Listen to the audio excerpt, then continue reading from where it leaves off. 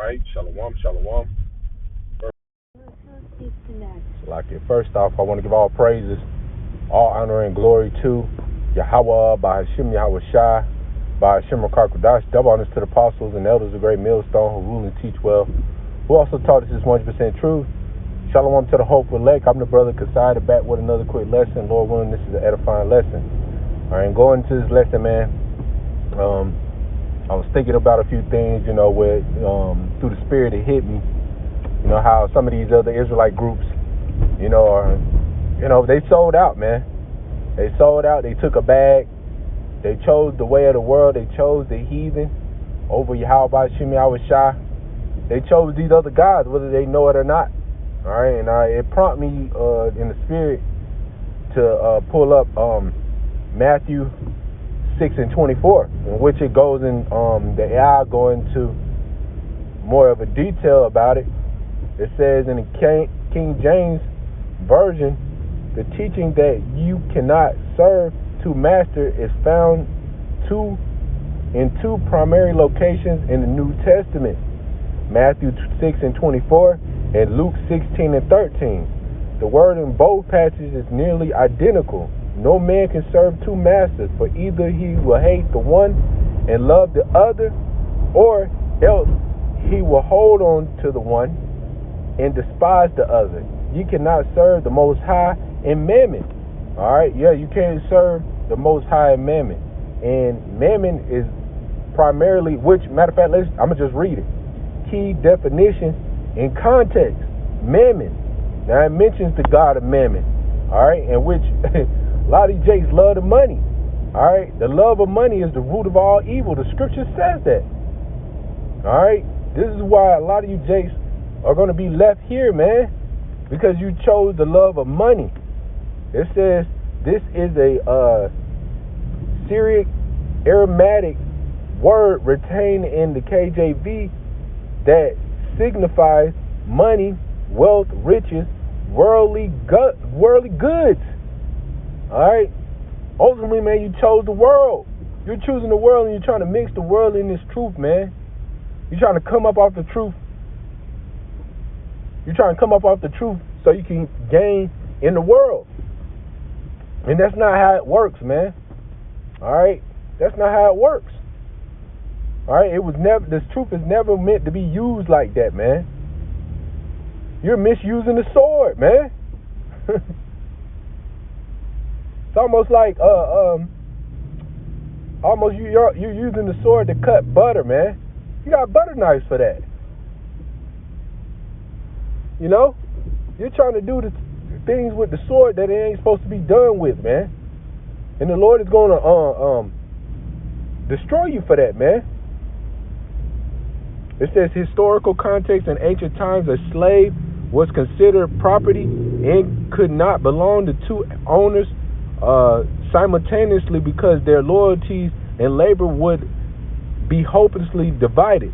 It says the spiritual message Yahweh Shai uses this proverbially expresses to teach that spiritual devotion must be singular.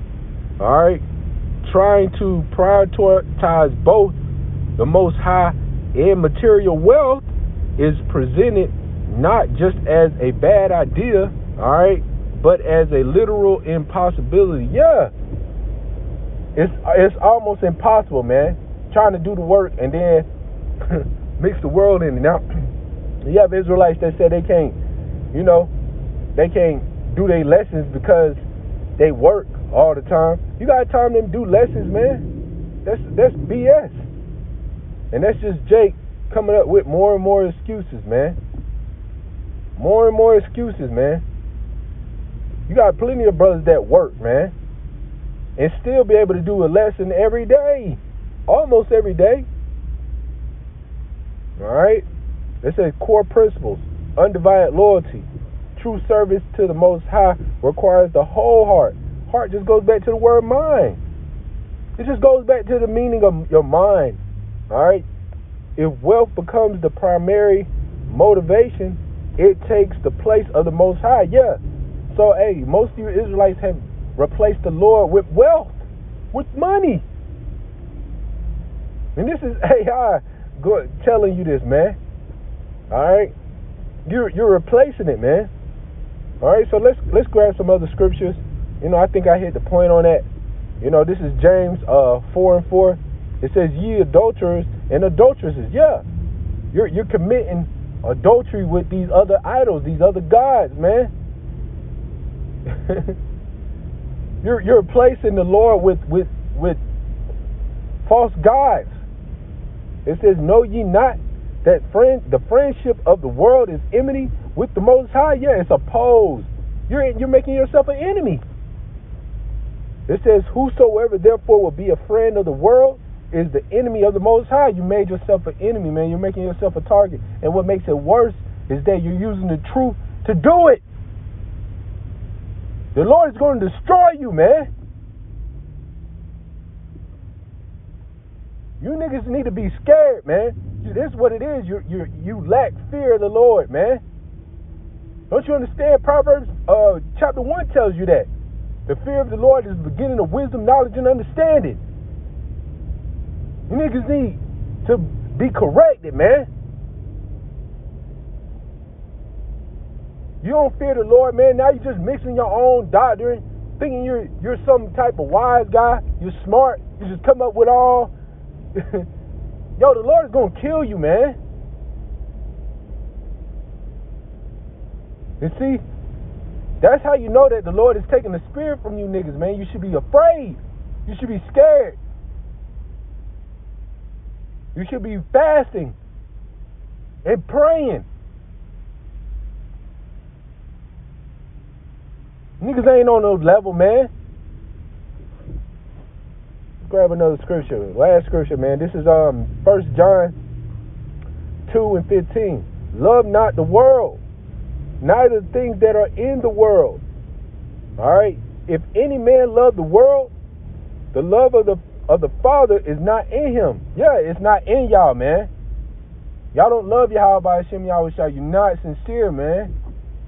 If you were, you'll come up under the elders and apostles. And even if not, you just want to do your own thing, right? You wouldn't be teaching that, hey, man, you would be teaching that the MOTB is the RFID hip. You wouldn't be teaching that the Gentiles can make it. The heathens can make it, man. You wouldn't be teaching those things, man. Why would you want to share that with the heathen, man? They got everything. They in their heavens. Why would you want to share it with them, man? I'll be damned, man. We've been the lowest people on the planet Earth. And you want to share your wealth with the heathens? They ain't share a damn thing with you. You niggas, man, y'all bugged the hell out, man. It's almost like, man, the brother, my main man, Yaquad, man, he put me on the show, House of David, man. You see how Saul, this is why it's so important to read, man. Go back in that book, going back into the story of King David and Saul. The Lord took the spirit from Saul. Saul started bugging out, man. That's y'all niggas, man. All Israel isn't of Israel, man. It says, "For all that is in the world, the lust of the flesh and the lust of the eye and the pride of life is not of the Father, but is of the world." All right, it's of the world, and understand that we just read it, man. The way of the world in first, James 4:4. The way of the world is enmity towards the Most High, man. If you love the world, you made yourself an enemy, man.